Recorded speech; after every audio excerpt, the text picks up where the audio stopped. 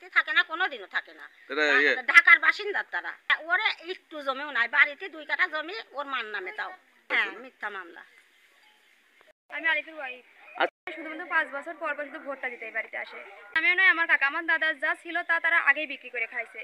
আর আমার দাদির বাড়ি যেটুকু জমি আছে একদম আমার দাদির নামে, আমার কাকার কোনো জমি না। আর আমার চাচি যে গহনার লিস্ট দিয়েছে সে জানি না, আমার চাচির কোনো সীতাহারও নেই, কিছু না, আমরা পশ্চিম কালার এগুলো দেখি নাই তার গলায়। এটার সঙ্গে ওর একটু মানে রাগারাগি হয়েছিল বাজারে, এই জন্য ও তখনই বলেছিল যে এর প্রতিশোধ আমি নেব। ও হয়তো তার প্রতিশোধে এই মিথ্যা মামলাটা দিছে। আমি নির্দোষ প্রমাণ হোক আর কহিনু যে এটা কোথা থেকে পেলো ওর শ্বশুর, এটা যেন বুঝিস হয়।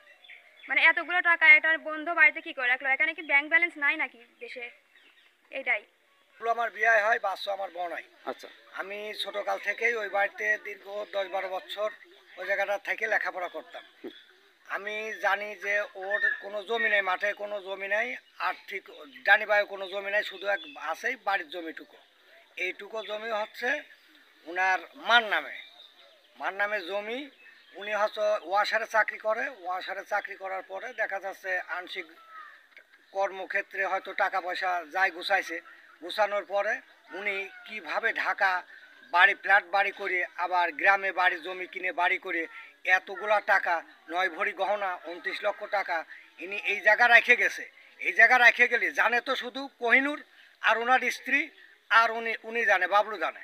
কিন্তু এতগুলো টাকা রেখে দেওয়ার পরে এই যে আলিফের নামে যে মামলাটা মিথ্যা মামলা দিয়ে হয়রানি করতেছে, এনার কারণটা কি? এর আমরা তো বিচার চাই। থেকে কোনো জমি পায় নাই তো, ওনার তার উনি পাবে কোথায়? হয় চুরি করেছে, নাই কালোবাজারি করে, নাই অন্য ব্যবসা করে, কালোবাজারি ব্যবসা করে, তাই এতগুলো 29 লক্ষ টাকা ও পাইলো কোথায়? আর পাইছে রাত্রে ভরে রেখে গেছে, তালা মারি গেছে, রুমে তালা মারি তারা চলে গেছে। তাহলে এই হুদিসটা দিছে আলিপের সাথে তার জামাই, তারা এইভাবে দেশে হয়তো মনোদ্বন্দ্ব ছিল, এর প্রতিশোধ নেছে যেভাবে কোহিনুর নেছে। কোহিনুর তো এটার জামাই। আলিফের জন্মই হয়েছে আমার সামনের উপরে, মানুষ হয়েছে আমার সামনে। চাল পাল মদ গাঁজা খেয়ে বেড়ায়, তাও জীবনে আলিফের কোনোদিন দেখিনি যে একদিন মদ গাঁজা খেয়ে বেড়ায়। ঠিক আছে, বরং ওর ভিডিওটা দেখে, ওর গ্রেফতারের ভিডিওটা দেখে আমার সবারই খুব কষ্ট লাগেছে। সত্যি কথা। আর আলিফের ঘর আমার ঘরের সাথে, বাজারে দোকান আছে, ওই দোকানে অনেক আলিফ ভালো। এইরকম সমস্যা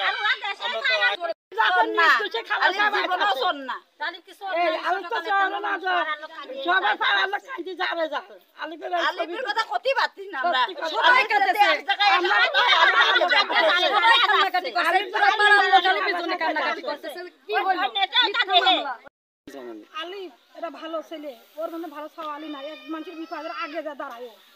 আমার মিথ্যে মামলা দিয়ে এটা করেছে, আমার হাত ধরে তো আগে যা দাঁড়াইছে, জানেন? ওর মধ্যে ভালো ছাওয়ালি নাই। বাড়ি আসুক থাকো না, তারা বছরে একবার বাড়ি আসে, খালি ঈদি, তাছাড়া তারা আর আসে না, বাড়ি কিছুই নেই, খালি বাড়ির জমিটুক ছাড়া আর দ্বিতীয় কোনো জিনিস নেই, থাকে না। নিজে বাদী হোক, টাকা হয়েছে বাবলুর, টাকা আছে বাবলু নিজে বাদী হই, বাবলুকে বাদী নেওয়া জামাই বাদী হয়। এই যে বাড়ির বাবলুর কথা বলতেছেন, ওর বাড়িতে কোনো জমি না তো বেচবি কি? আপনারা খোঁজ নিয়ে দেখবেন, তদন্ত করে। মিথ্যে মামলা এটা আপনারা, আমরা চাই যারা নিকুশের ভাবে খালাসে বাইরে আসুক ওরা 3 জন, তাই দে। আমি তো কলামি মিথ্যে কথাই তো দে, ওরা 3 জনেই বাড়াবাড়ি আসুক, ওরা কোনো চুরি মুড়ি না নয়। ওই বাড়ির ভিতর আমি একবারই বসছেন, ওই বাড়ির ভিতর আমার সুমকের আমার ও আপনতা না হলো আপনতার মতনই আমরা। আপনারা এখন নির্দোষ, ও তো চুরি করি নাই, ওর জীবনে কোনো রেকর্ড নাই যে চুরি চামারি করে, ওর কোনো রেকর্ড নাই সবটা।